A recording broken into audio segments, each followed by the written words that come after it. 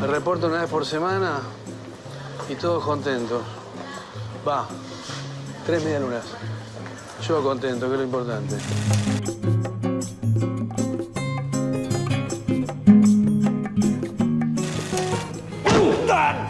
Chino psicoanalizado, me hago cargo, no me importa que te hagas cargo.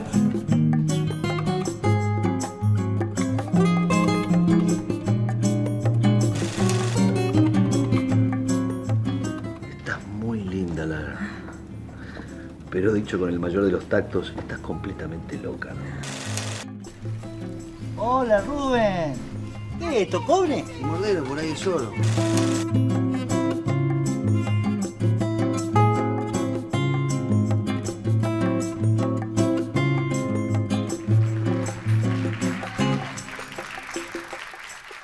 Muchas gracias por estar acá. Yo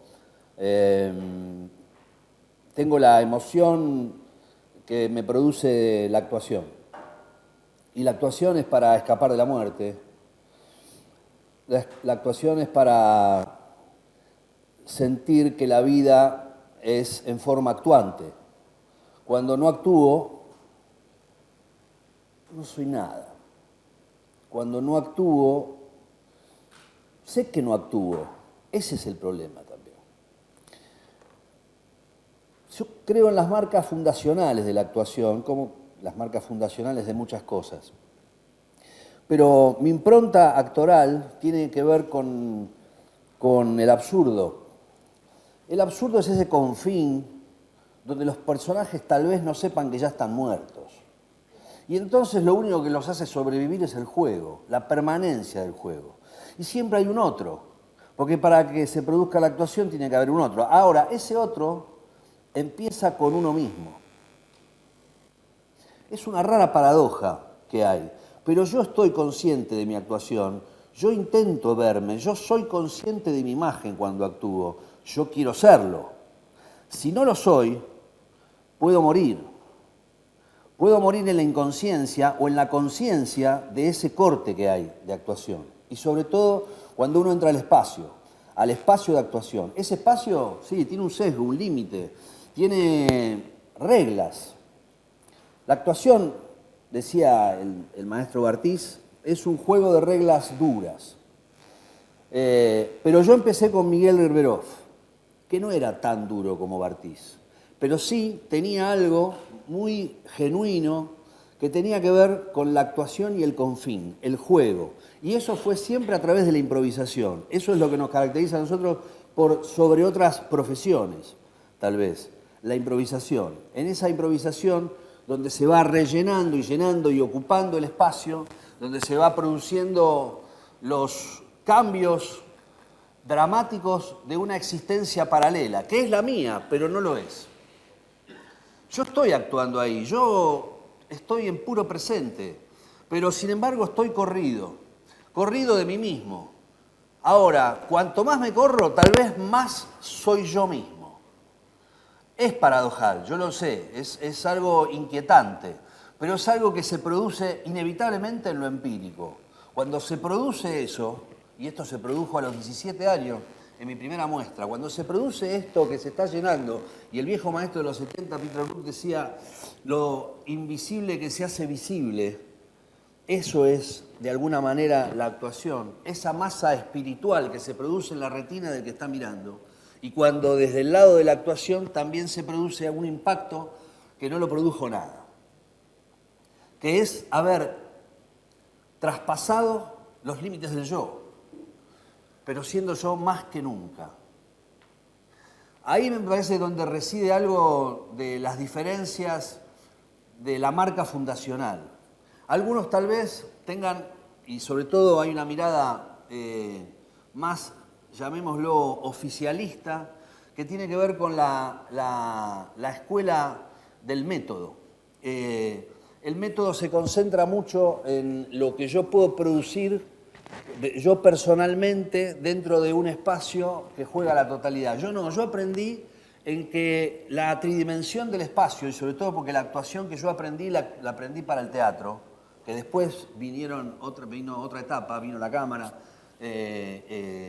vino la performance también, vino el espacio libre, el espacio abierto, digamos, reglas diferentes de un espacio diferente, pero encontrar la actuación en lo teatral, en el teatro, en lo cóncavo que yo por lo menos descubrí que tiene que ver con eso, con esa proyección, a diferencia de cuando aparece la cámara y es más convexo, es más hacia adentro, es más de adentro hacia acá nomás, porque va a ser capturado por un ojo, el ojo de la cámara, que también hay un ojo del otro lado de la cámara, y uno también actúa para ese que sabe que lo está mirando. Pero digo, la actuación teatral, cuando se produce eso, ese dominio espacio-tiempo, por llamarlo de alguna manera, que se sintetizó la existencia de un personaje dentro de una historia absolutamente irreal, cuando se produjo como algo real, es ahí donde empieza entró el virus. Siempre cuando se habla de eso, y cuando se habla de cuerpo, de sangre, de virus, de enfermedad, también se habla del goce de eso. También se habla de que hay un montón de problemas e incluso traumas, que son accidentes que pueden ser resueltos, para poder que marque la huella de lo que uno también va a ir transitando. En los años 80, yo muy joven, veinteañero, empecé a trabajar con un grupo de pertenencia que se llamó La Pista 4. Trabajamos más de 10 años. Hicimos 5 espectáculos a lo largo de 10 años y fue un grupo de pertenencia. Cuando se habla de grupo de pertenencia en la actuación se produce lo primero que es la fortaleza que hay para que todos juntos podamos producir un acontecimiento que nos cambie la vida. Y eso fue lo que permaneció durante 12 años a través de distintas historias. Y eso también, en mi caso y en nuestro caso, nos acercó a que la actuación tenía que tener riesgo. Y el riesgo en nosotros también formó parte del arrojo del cuerpo. El cuerpo era fundamental, las técnicas del cuerpo fueron fundamentales también, la danza fue fundamental y la acrobacia ni hablar.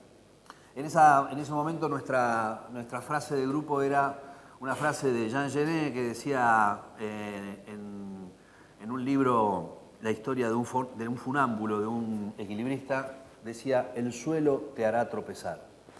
Y eso era un poco nuestra mirada, digamos, que a partir del espacio bien terrenal, del espacio teatral, poder producir el salto, el vuelo, la cabriola, la pirueta, que trascienda la habilidad narcisística, que se incluya en un devenir, en una historia, en un acontecimiento dramático que produzca un más allá de nosotros. Y todos formábamos justamente una creación colectiva que producía una sinergia tan grande donde las individualidades buscaban un lugar en algo muy de lenguaje único, un lenguaje personal, un lenguaje propio.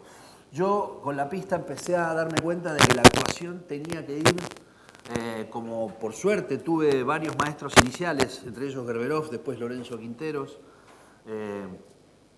que tenían que ver con encontrar la impronta personal, más allá de que también se pudiera transformar en una profesión. O sea que en mí lo que primero primó fue el actor-autor. Mi límite, mi incapacidad, por suerte estuvo completada, suplementada, atravesada, mejorada y empeorada también por un grupo, por la creación de un grupo, una creación colectiva, muy propia de los años 80 también. Los años 80 que también circuló por lugares muy explosivos de la actuación porque veníamos de no sentir nada, de sentir miedo. Y que la nada era muy difícil expresarlo, ahí donde estaba el territorio vacío. El territorio vacío se fue llenando con el aprendizaje sobre la actuación Y cuando deviene la democracia, o sea, en los albores de la democracia, yo formé parte también del elenco que dirigió Miguel Herberov para Teatro Abierto. ¿Qué quiero decir con esto? Que hay un gesto social que el teatro se hace cargo. Tal vez otros no, otros artes. Yo creo que sí. Cualquier arte se hace cargo de lo social. Y eso social nos va a llevar inevitablemente también a lo político. Entonces, actuar es política también. Como todo gesto es político, como la canción de Los Redondos también, ¿no? Y todo preso es político. Entonces, también hay algo de la conciencia de un devenir social que también formaba parte de la creación nuestra. El primer espectáculo se llamó Esperes, éramos 4 hombrecitos vestidos con trajes y 4 sillas de aluminio que en algún momento tomaban vida porque estaban atadas a un elástico y nos perseguían las sillas y luchábamos contra eso. Y realmente empezábamos a ver lo maquinal de la sociedad y del castigo, del trabajo como castigo. Eso fue ya mediados de los 80 hacia el final. Cada espectáculo nos llevaba entre 1 año y 2 años poder generarlo. La creación colectiva incluía una mirada de afuera, porque sin la mirada de afuera, lo que decía antes, no se produce actuación. Pero esa mirada estaba teñida y atravesada por nosotros mismos. Entonces, también la subjetividad nuestra se imponía en la creación de las obras. Y eso era enriquecedor muchísimo. ¿Por qué? Porque hablábamos muy cercanamente entre nosotros de nosotros. Aunque a veces teníamos unas barbas, a veces nos pintábamos, en una época todavía nos pintábamos en el teatro. Esa linita negra para que el ojo haga así. La influencia que tuvimos de muchos grupos que por suerte también nos visitaron, llámese Cantor, llámese La Zaranda, fueron fundamentales, digamos, porque para actuar es fundamental mirar actuación también. En mi caso personal, yo miraba mucho, en mi casa había mucho apego a las películas neorrealistas italianas y ese tipo de actores también fue de una gran influencia inicial. Creo que vuelvo a ese detalle que marca también lo absurdo, que es que solo el juego es lo que nos salva de la actuación. Y yo cuando miraba a los Thanos, pensaba, actuando en ese neorrealismo, en esas películas, también pensaba en eso, que estos tipos, estos payasos oscuros, negros y sufrientes también actúan para no morir, y me hacían reír muchísimo. Para mí fue una gran influencia eso primero. Después con el grupo seguimos evolucionando también en empezar como a... No solo tenía que ver con los payasos, sino también con lo que hablaba antes, que era el territorio tal vez, un poco cursi lo que voy a decir, pero es el territorio del amor. El amor que hay como problemas, el amor que hay para permanecer. El amor da una materia infinita para permanecer, como su contracara también, ¿no? El desprecio, el odio y el resentimiento. Por eso yo también circulé de una manera bastante particular el tema de la maldad, ¿no? Pero volviendo a ese espíritu que nos comunicaba entre nosotros, apareció también autores como Cassavetes, que fueron de una gran influencia. Y esto estoy hablando de cine. O sea que también estaba la influencia teatral, de los grupos teatrales, y también estaba la influencia de los autores, que en este caso, ni hablar, que Cassavetes además es actor, entonces filmaba desde su ser actor. Para mí fue muy fundamental también cuando empecé a actuar paralelamente al trabajo creativo teatral, también apareció la profesión. Apareció la profesión de una manera necesaria. Y yo en esos años prefería, después de circular un poco por la televisión, y estoy hablando de los años 80, programas como Compromiso, ese costumbrismo de denuncia que había también en esos programas postdictadura, para hablar un poco de la consecuencia de la dictadura y de cómo somos, y cuál es el estado de las cosas que la televisión marcaba, me retiré. Porque me pareció que encorsetaba una situación expresiva que todavía yo sentía que estaba en plena formación. Lo que sí tuve que empezar a trabajar es igual, porque si no, ¿qué voy a hacer? Fui mantenido bastante tiempo, debo reconocerlo, pero bueno, en un momento mis padres me echaron. Y entonces empecé a hacer publicidades. Yo en esos años era hermoso, tenía unos rulos hermosos. Entonces me llamaron para hacer así una especie de chico lindo. Pero fue letal descubrir que mi familia, todos estaban contentos, sobre todo por la plata que estaba ganando. Imagínate, ya no había nadie a quien manguear en esos años. Claro, yo seguía creando, era como el personaje Chicho, el personaje de la nona. Ese personaje que cuando yo tenía 17 años estudiábamos con Greberoff en el sótano de La Salle, en el Teatro La Salle, y arriba, a partir de las 8 de la noche, llegaban los monstruos actorales, hermosos actores argentinos. Chicho lo hacía Luis Brandoni, en ese momento estábamos todos con él. Ni hablar, porque además era un gran actor, es un gran actor. Pero bueno, estaba el gran monstruo argentino que fue para mí así, me traté de abducirlo, él sin que se dé cuenta, yo le hacía y le absorbía toda su materia hasta que quedó él, pobrecito, así flaco dentro de su propia piel, que era Ulises Dumont. Para mí es un referente casi corporal, por llamarlo de alguna manera. Bueno, pero estoy bien antes de ser un monstruo, era lindo. Entonces hice la publicidad de Suchar, de un alfajor Suchar, era riquísimo. ¿Se acuerdan del primer alfajor Suchar? El que después fue imitado, pero... Bueno, yo fui el chico de Suchar. Hice la publicidad, me acuerdo que estábamos bastante inexpertos para la cámara. Trabajé con una señorita también muy bonita, que no sé ni el nombre, ni recuerdo. Pero bueno, comíamos en el alfajor y hacíamos un corte.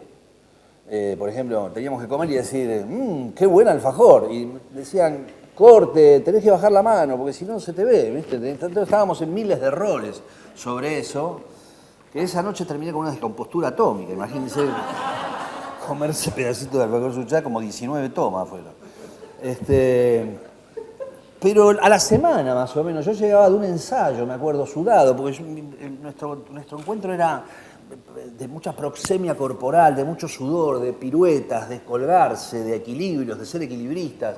Hacíamos equilibrio en las plazas, habíamos encontrado la forma de tensar las cuerdas para poder producir un entrenamiento. Era literal, digamos, la Biblia del funámbulo de Jean Genet.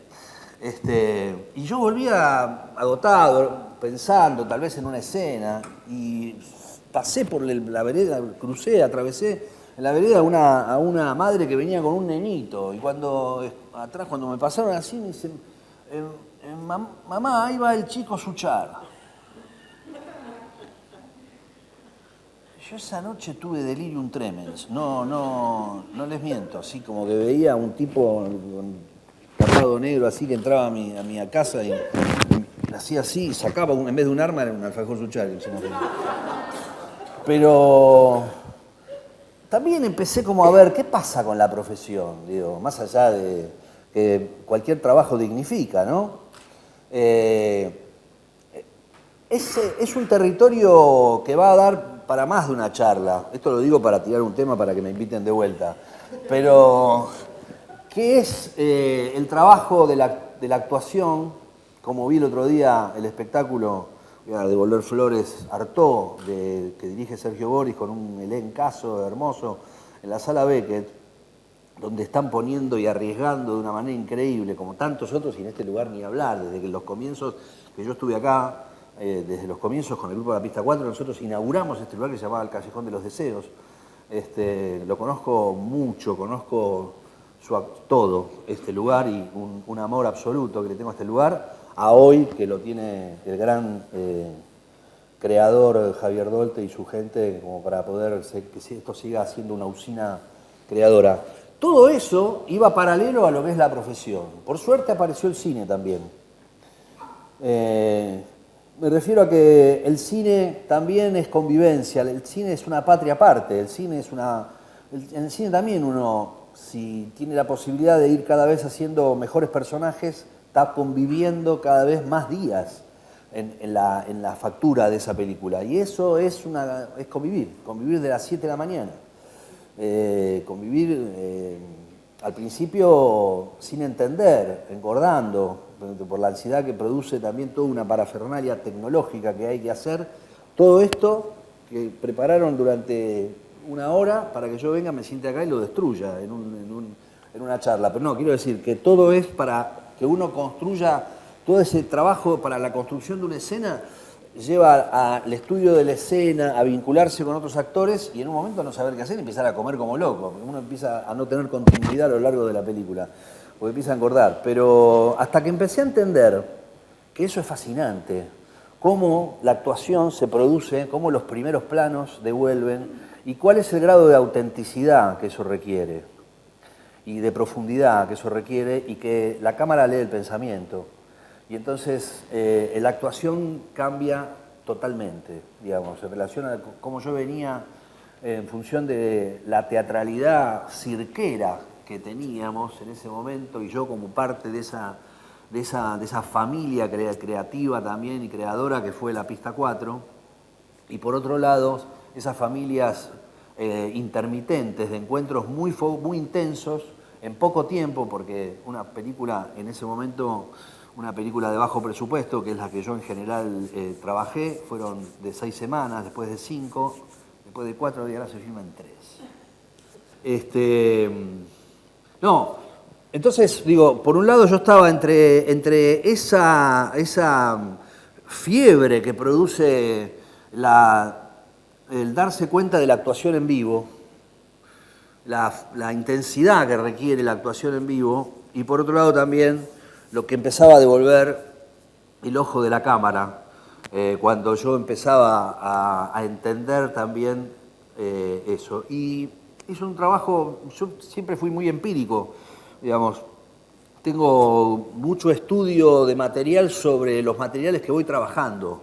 Esa es también mi lectura, tal vez, o mi bagaje de estudio, los materiales que voy acercándome con eso, más allá de un sinfín de carreras inconclusas que tengo. Pero lo empírico me nutrió como para yo ir aprendiendo también mucho de cómo se filma. Y me empezó como también a picar el bicho de saber cómo puedo construir 2 escenas, cómo puedo pegar 2 escenas, cómo puedo entrelazar, cómo puedo contar, cómo puedo narrar.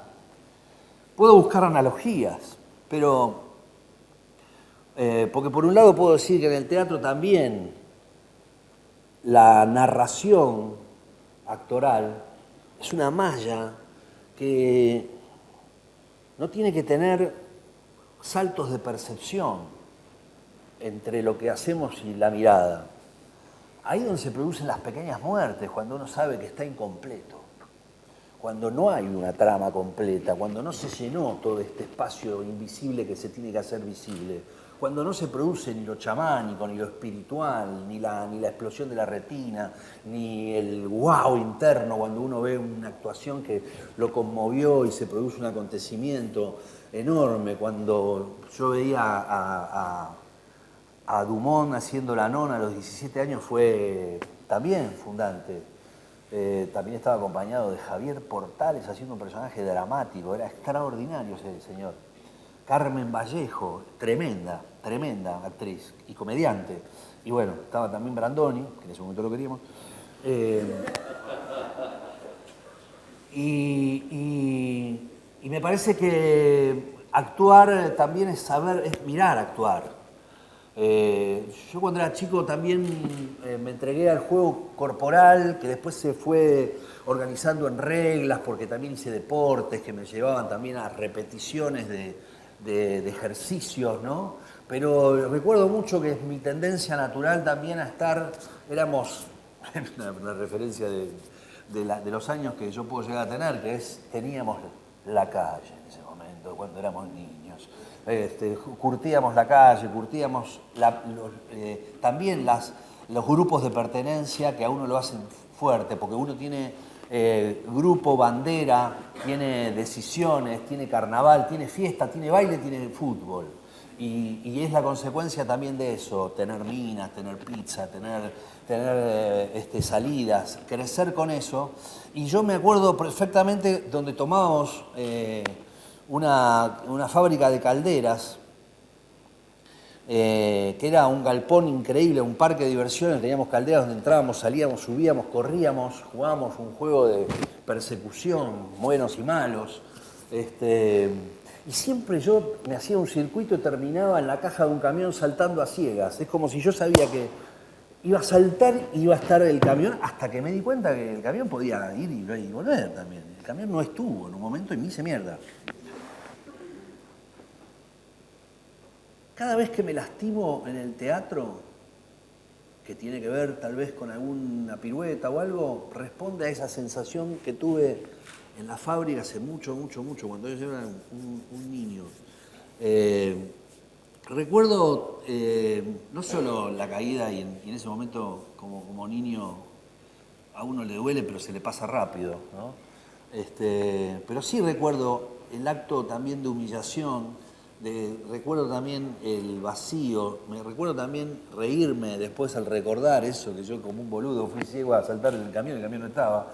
Digo, hay como un mecanismo y un procedimiento y una operación que lo sentí muy profundamente en mi marca fundante a través del conocimiento del acercamiento hacia el teatro a través de lo absurdo.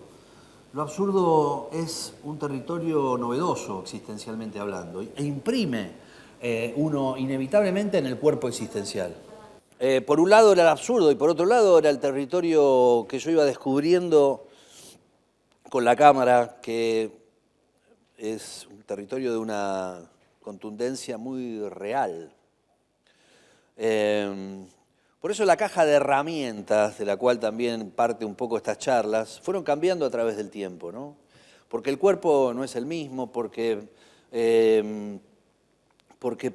me desarrollé pensando que en algún momento esto se iba a acabar. Yo no tomaba la decisión de decir siempre quise ser actor o ahora sí me decido a ser actor. No sé, yo fui haciendo esto, esta entrada hacia la actuación que también daba satisfacciones muy ingenuas. Yo circulé, con la pista también circulamos directamente el clown. En los años 80 irrumpió también las técnicas puras que venían de Francia, que vinieron algunas maestras argentinas que trajeron las técnicas de lo que llamaban las técnicas puras, que era el clown, el bufón, la máscara neutra, el melodrama, la tragedia.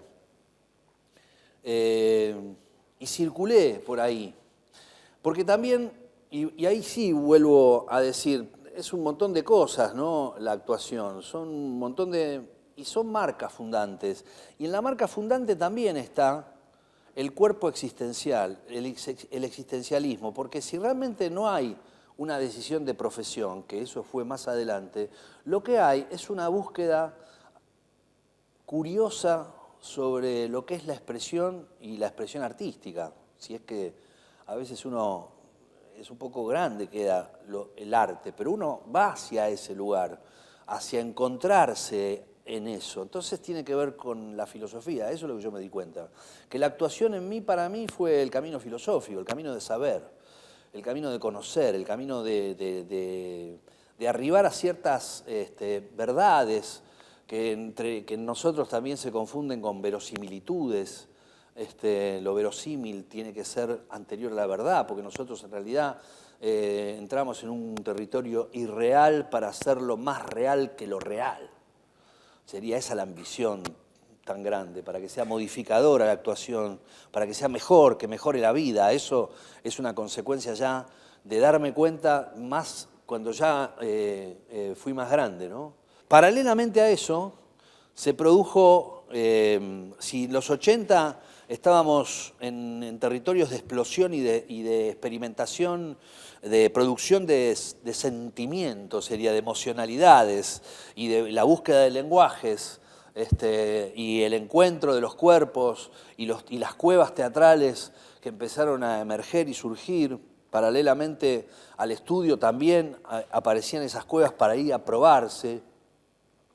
Los 90 aparece donde lo político desaparece de la calle.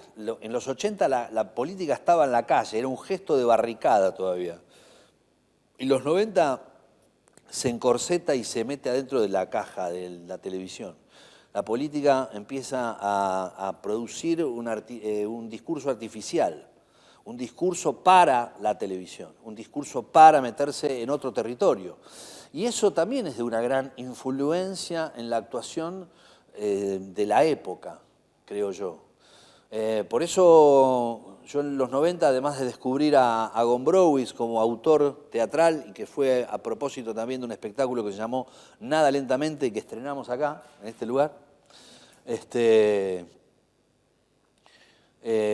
donde las lecturas de Foucault también, de Vigilar y Castigar, los sistemas cerrados de control y autocontrol también nos nutrían a nosotros para poder producir materia actoral, además de lo que nos pasaba entre nosotros. Afuera apareció el gesto cínico, apareció el cinismo. El cinismo que dialoga con la desgracia. Hoy sería como algo de ese orden, de esa línea, que sucede en la calle, que sucede en la tele y que sucede en la calle. La contracara que hay también y cómo dialoga el cinismo con la desgracia. Creo que el llamado de Bartís, porque además de que apareció Gombrowicz, apareció el maestro Bartís, que terminó de dar algunas cinceladas, más que pinceladas, para tratar de darle forma a la piedra, que soy yo, apareció algo muy extraordinario que fue una versión de Hamlet. Hamlet en el año 91 de Bartís,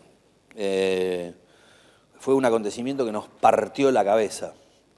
Y sobre todo porque había algo, una de las premisas fue, si todo el mundo actúa, si la política es también ahora una actuación, una construcción cínica, almibarada, llena de pieles, de animales, pieles de animales como Alzogaray y digamos las caranchas que aparecían, ¿no? por esos canales que también tenían gordas que empezaban a aparecer así desbordantes, formas que empezaban también a ser modelos de copiar, porque si yo te estoy hablando que en los años 70 y 80, cuando veo una película italiana de una gran influencia, aunque haya visto una película en los años 40, 50, 30, 20, hasta llegar, no sé qué, imaginemos, y es una pelotudez lo que estoy diciendo, pero digo, la televisión lo que produce, modelos de comportamiento. Y entonces Bartís dice, si todo el mundo actúa, ¿qué actuamos los actores?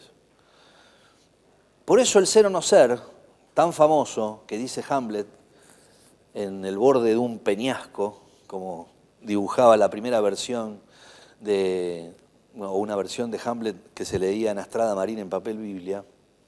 El ser o no ser, por su dilema tan existencial y tan fuerte, por la desgracia en la que estaba inmerso el príncipe de ese lugar que olía podrido, que era Dinamarca, ese ser o no ser lo hace uno de los más grandes actores que tuvimos, que se llamó Alejandro Rapilleta. Se me puso una emoción enorme, porque fue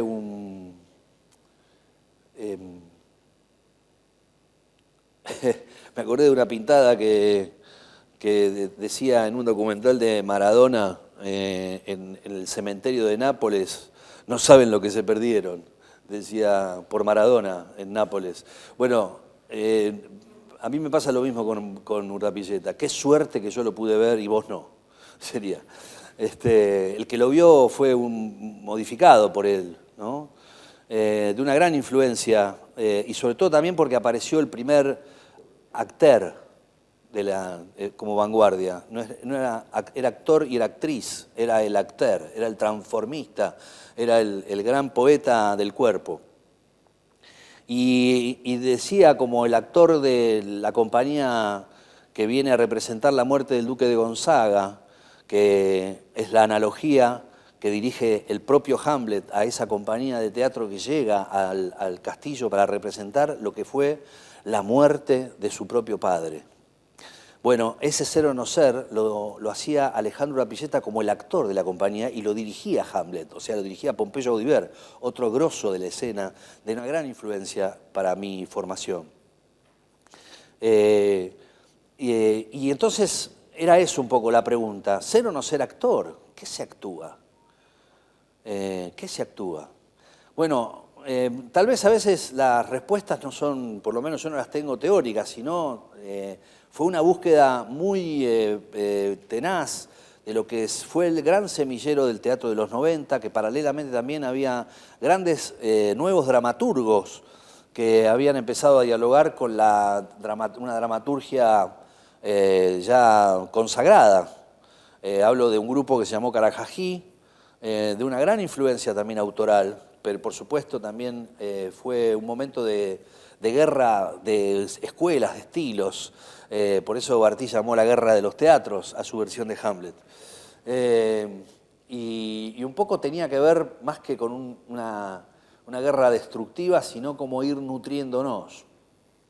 Las técnicas están muy buenas, pero las técnicas también son ideológicas. Las técnicas conllevan una ideología, ¿no? Una tecnología lleva una ideología y una aplicación.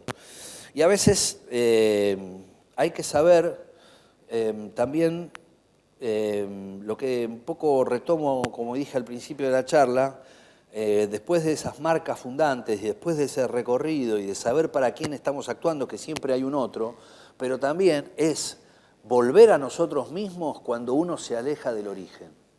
Cuando uno se aleja del origen, es ahí y queda, podríamos decir, a la intemperie, también empieza a aparecer la marca personal en la actuación. Es fácil verlo en el territorio familiar, por ejemplo, ¿no? Yo tuve, por suerte, una familia que me acercó al mundo de la cultura, pero sin compartirla tanto, sino que me dio el puente como para eso. No quiere decir que mi familia haya sido culta, sino que sabía que la cultura era importantísimo para la formación de lo humano, para ser humanamente libres, para ser pensantes, curiosos, etc. Pero es evidente que cuando yo entré en el territorio de la actuación, para mí la actuación era una cosa y para mi familia era otra. Para mi familia también era un territorio de pertenencia, que yo perteneciera a la actuación. Cuando mi familia, en este mismo lugar, queda afuera, me dijeron, la verdad que no nos gustó.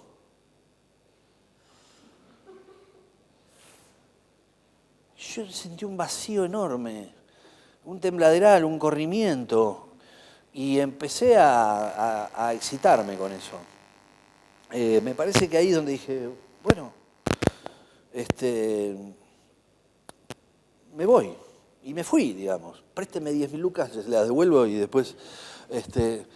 No, digo, ahí donde también empezar como a eso, ¿no? A darse cuenta en el camino que uno está haciendo un camino, más allá del camino que hay que hacer. Porque, digo, si no, tampoco, nunca volvemos a ese territorio posible que es la creación, sino que estamos respondiendo siempre a otros, a un otro que también es importante, que es el trabajo, lo que hablaba antes, del Chico Suchar, pasando por la televisión y arribando también al camino cinematográfico. Actuar en cine también es empezar a conocer de qué manera uno está siendo mirado por esa cámara, que es la decisión de la dirección y es la mano y la pincelada, ahí sí, que da el camarógrafo, ¿no? cómo respira eso, ¿no? También de alguna manera, o cómo captura mi respiración, mi sístole, diástole, de ese personaje que está que está desarrollando algo, ¿no? Por supuesto que el cine, a diferencia del teatro, al tener la herramienta final, que es la edición, uno es algo más dentro de lo que es la película. Podría ser una línea más, si es necesario. Nada más que una línea más que determine un sentido y un significante muy preciso para la narración de esa película. Ahora, en el teatro yo estoy en la tridimensión y ahí sí me tengo que hacer cargo de todo eso, porque la única forma de editar es o rajando del escenario o muriéndome, que es lo que uno no quiere hacer nunca, por eso hay que escapar de eso. Escapar es construir en el tema en el territorio de la actuación. Entonces vuelvo al tema del cine. El cine empecé a ver cómo era mirado, cuáles son los planos, desde dónde se narra y dónde se mira, cómo se cuenta, y empecé a aprender también. Y me empezó a entusiasmar también. Y podría hacer así una conexión que los 90 terminan la catástrofe del 2001. Podríamos así hacer una corriente de de cierta sociología o filosofía también política que habla del trauma, que cuando hablaba antes también es el trauma, que son los accidentes que pueden llegar a ser modificables. Y entonces de un trauma se podría ir a un acontecimiento novedoso.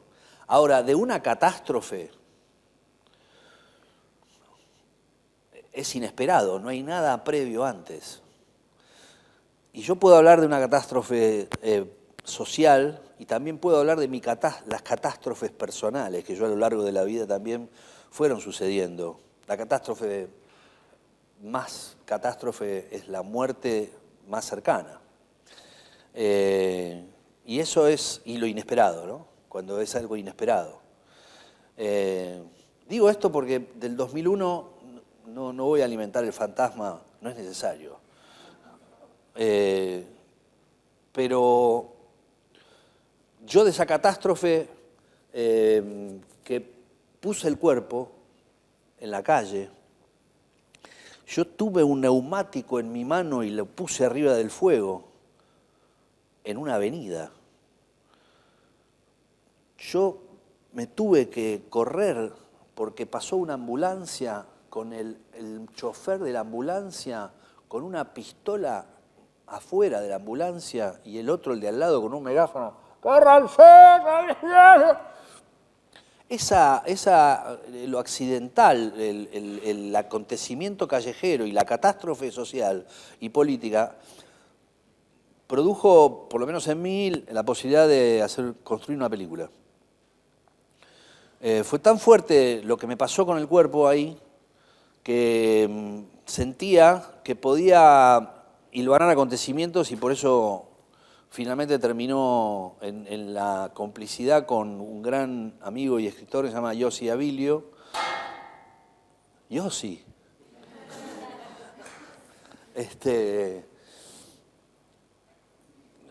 Concluimos en una película que se llamó Lumpen, que protagonizó Sergio Boris. Fue muy importante para mí salir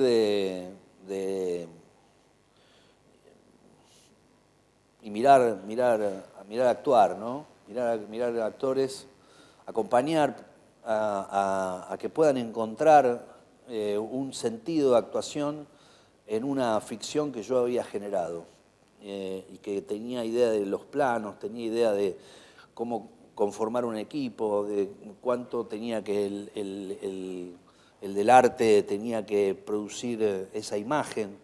Digamos, fue muy importante también y muy emocionante ver a otros actuar y que yo pueda poner en funcionamiento eso. Y ese desarrollo de esa trama actoral que va a pasar desde que comienza la película hasta el final.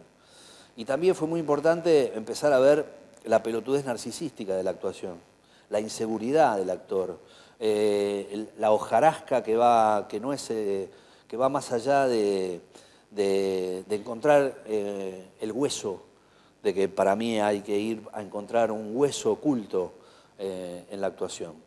Y además porque éramos pobres, digamos, en el sentido de producción. Bueno, en el cine también yo encontré una forma de generar un mundo absurdo. Sin embargo, absurdo me refiero porque era un mundo construido, era casi un set de filmación donde estaba haciendo, era una gran influencia que yo tuve en ese momento de Lars von Trier también, haciendo sus películas de estudio. Y también sobre todo en la economía de lo que eran los estamentos del dogma, que entre otras cosas eran filmar con las luces naturales o las luces del lugar y con la cámara esencialmente en mano, que el nervio de la cámara se sintiese ahí. Bueno, una cantidad de cosas que a mí me llevó también a... nunca dejé igual de dirigir desde la actuación, cómo yo actuaba las escenas con el camarógrafo, el gran Segundo Serrato, un gran director de fotografía también, un tipo que maneja muy bien la cámara, tiene un oficio enorme, es gigante, hermoso. Y claro, yo actuaba las escenas para terminar de escribirlas, las actuaba con él, ¿no? Para él, para mí, para el ojo. Los bocetos esos eran, así como algunos hacen los storyboards, ¿no? Los dibujitos de las escenas. En mi caso era, voy a actuar eso. Y después miraba cómo iba actuando los bocetos de lo que fue la película. Volviendo entonces, la catástrofe produce un acontecimiento. Eso no le corresponde tampoco a la materia teatral, sino a la materia más, tal vez, sociológica. Un poco saber la respiración social, gestual, porque si no siempre nos estamos remitiendo a lo que estudiamos, que son, por ejemplo, las obras de Shakespeare, que se escribían sobre los acontecimientos históricos que se iban viviendo en ese momento. ¿No? Shakespeare escribía así escenas para actores que llegaban ese día también, hay algunos que no llegaban, entonces tenía que tachar personajes porque no se iba a hacer la escena. Muy raro eso. Bueno, más allá de una cantidad de cosas, como por ejemplo, no había mujeres que actuaran. Eso ya es rarísimo.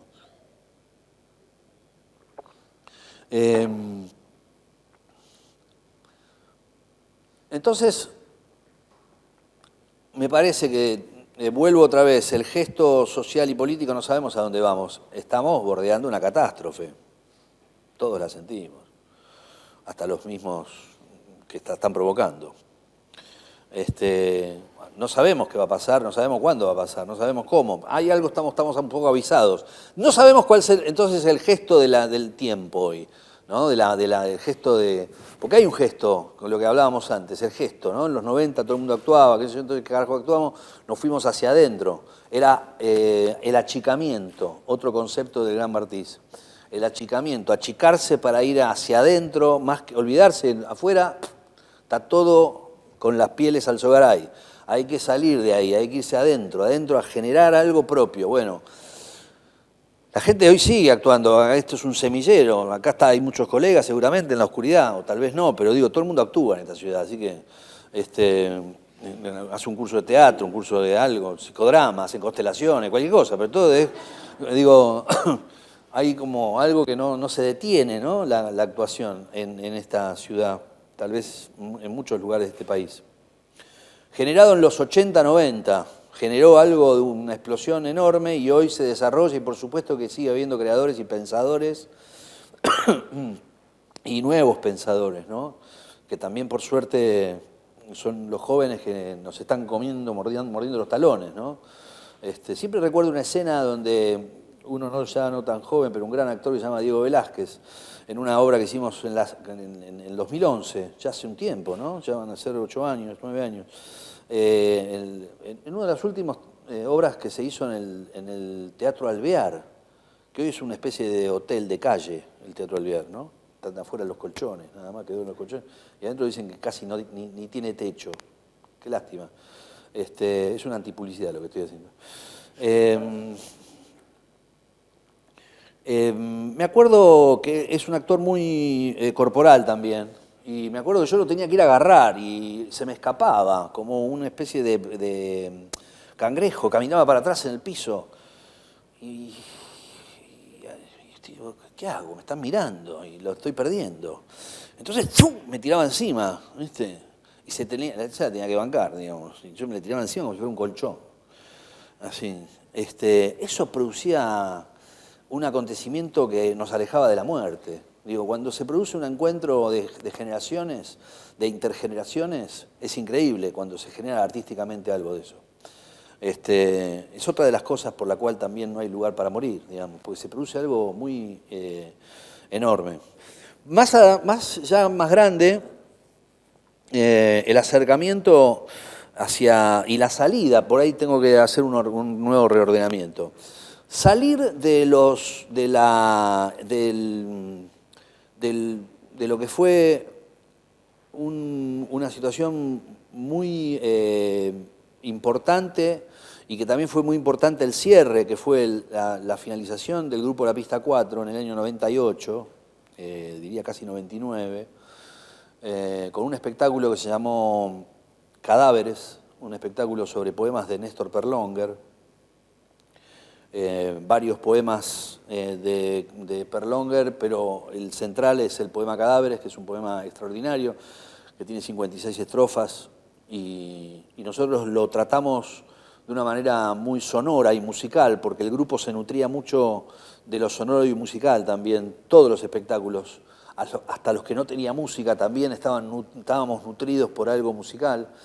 Siempre afirmábamos que la música era del grupo Los Incapaces, que éramos nosotros. Que teníamos incluso hasta hipótesis y teorías sobre la incapacidad, que era, volviendo otra vez a la metáfora del equilibrista, era salir de la base hacia la cuerda, empezar a hacer malabares sonoros, musicales, de escucharnos, de ensamblarnos. Sí había un gran músico entre nosotros, se llama Edgardo Cardoso, que era el único músico que recogía todo lo que se iba cayendo de esa cuerda. Lo importante era llegar a la otra base, digamos, como lo que tiene el camino que tiene el equilibrista, ¿no? De salir una base y tengo que llegar allá, bueno, ahí qué pasa en el camino. Eso era el tratamiento sonoro musical que nos acompañó siempre, hasta el final. Yo salgo de ahí, del grupo, salimos de ahí, porque también nuestras obras, la materia dramatúrgica de las obras, tenían que ver, lo que decía algo un poco antes, con la relación, lo vincular también, lo que nos conocíamos entre nosotros también era parte de algo que también podíamos llegar a opinar y a hablar sobre eso que nosotros sabíamos de algo personal, transformarlo en materia dramatúrgica. No sé si se entendió. Eso es de una riqueza enorme, pero tiene un límite y un peligro, de empezar las subjetividades a chocar y a no construir más, porque ahí empieza a haber susceptibilidades y cosas. Bueno, era momento de seguir con algunos del grupo comiendo asados, pero ya no hacer más teatro. Ya habíamos tenido hijos, habíamos hecho una cantidad de cosas. Esas familias, las familias que uno va construyendo creativas, son muy importantes y quedan en el tiempo y forman parte también del background y de la formación, que son muy nutrientes. Yo terminé, digamos, esa mirada autoral se la entregué a un director que para mí fue de una gran formación, finales casi, bueno, empezamos en el 97, pero recién estrenamos en el 99, que era el director Federico León. Terminamos en un nuevo operativo absurdo, porque él es un gran creador de un teatro propio y que se nutre mucho del absurdo, que se llamó 1500 metros sobre el nivel de Jack. Un teatro que sucedía era un era un baño, una bañadera, un baño roto, abandonado casi, una bañadera, una madre metida dentro de una bañadera fumando, la bella Beatriz. Y yo era un hijo que iba a buscar noticias de ese padre que se había ido con la promesa de volver, que nunca lo hizo, que era Jacques Cousteau, era para la obra. Por eso estaba vestido de buzo, porque tenía que ir a verlo al fondo del mar para ir a llevar noticias, ir a traer noticias a mi madre para que pudiera salir finalmente con la promesa de esa bañadera. Mundo familiar, la obra, la relación de dos personajes, más la entrada de una prometida que entra con su hijo, Carla Crespo e Ignacio Roger. Un niño, Ignacio.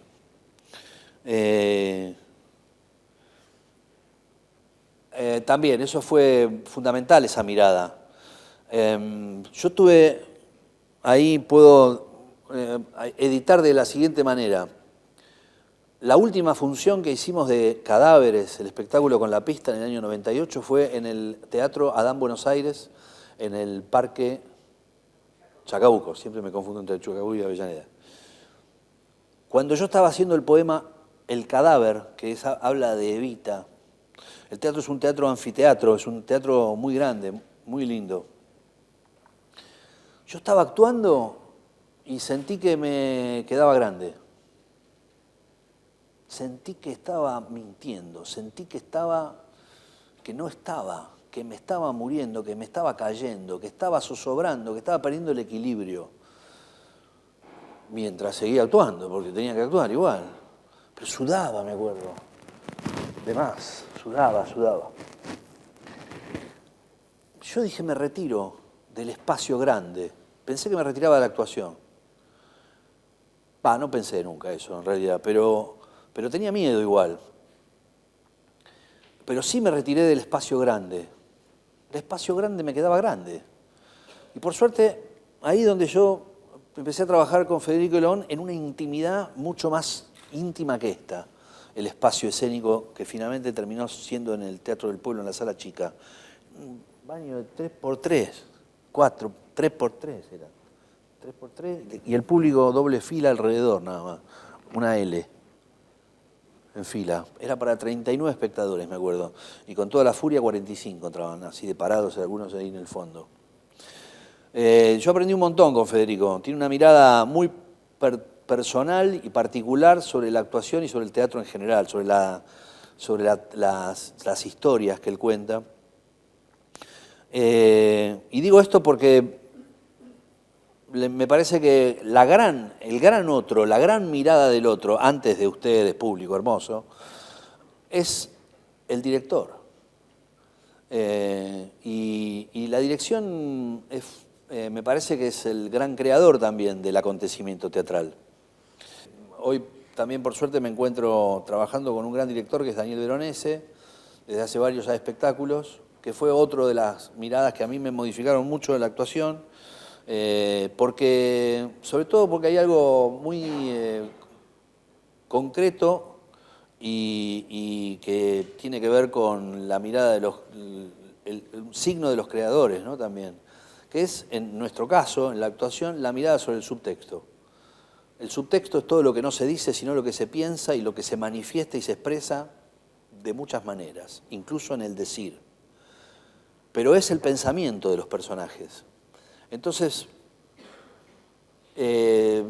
para cerrar un poco, más allá de los maestros, creo que, por eso cité a Federico León y a Veronese, como parte de mi acervo actoral de formación, de realmente sentir algo muy novedoso de cómo ir transitando caminos inesperados del pensamiento de los personajes.